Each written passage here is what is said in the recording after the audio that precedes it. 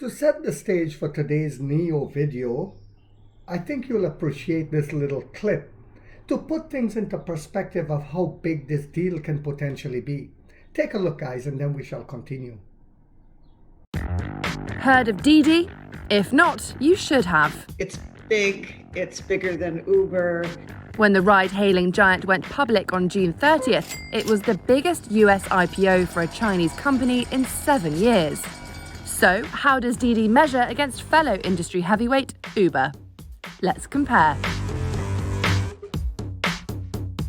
Unsurprisingly, Didi's main ride-hailing business is in China, but it has a presence in 15 countries, including Japan, Australia, Russia, South Africa, and across South America.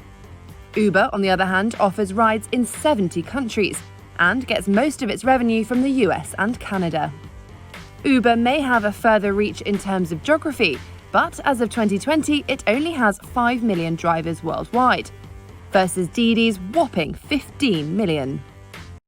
Hi guys, welcome back to my channel, The Wealthy Mindset. It's yours truly, Money Making Mitch.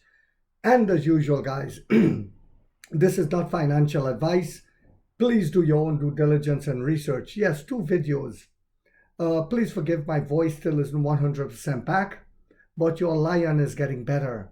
And I got some amazing news for you guys. You see, recently the government in China strongly emphasized, that means it's basically telling them knock it off, the price war, and that they should collaborate with each other.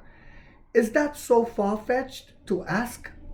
Because foreign companies are already collaborating with Chinese EV companies in order for those foreign companies to survive. Why not collaborate with each other as well? Well, it has started. I found out that XPeng has done a collaboration with Huawei to have the display on their windshield, which we already have, by the way. And now Onvo L60 joins Didi premium ride-hailing segment. Yes, you heard that right. But Didi is owned by XPeng, as far as I know. So it shows the collaboration has no boundaries. XPeng is a direct competitor to Neo, but I've always said, why would Didi use XPeng vehicles when it's not battery swappable?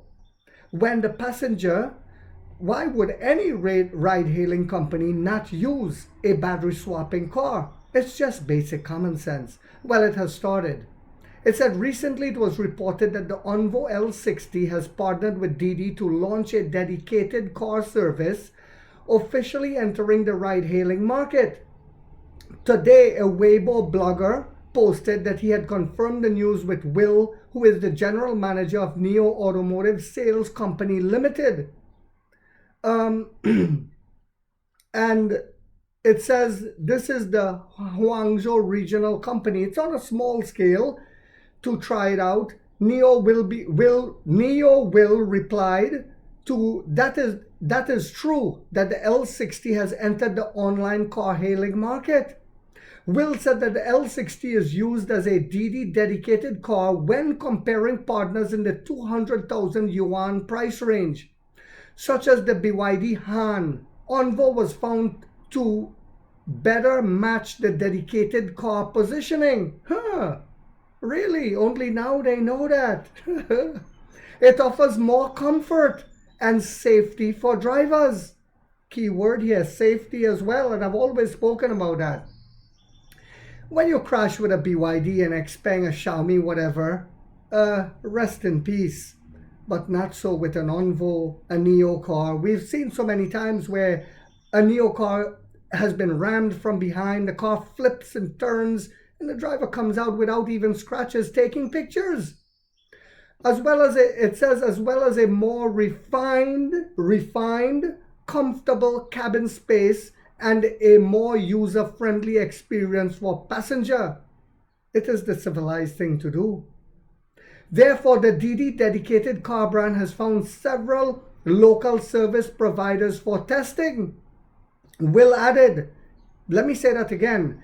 Therefore, the Didi dedicated car brand has found several local service providers for testing, several local service Onvo providers for testing.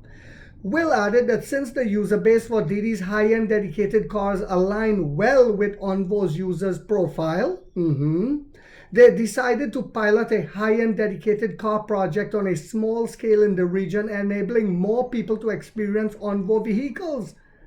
Currently, several vehicles are being tested in a small-scale trial. Yes, it's still on a small-scale trial. This has just started, guys.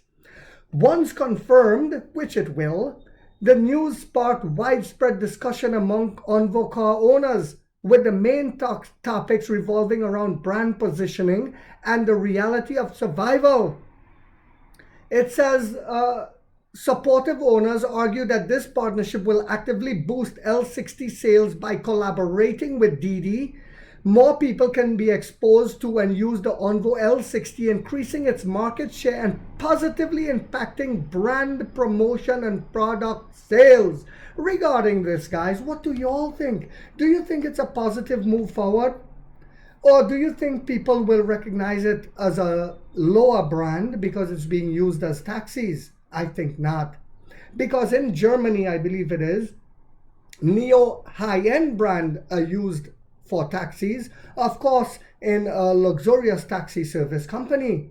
So I don't see this as hurting our brand. What do you guys think? Do you guys think this will help us? I certainly think so.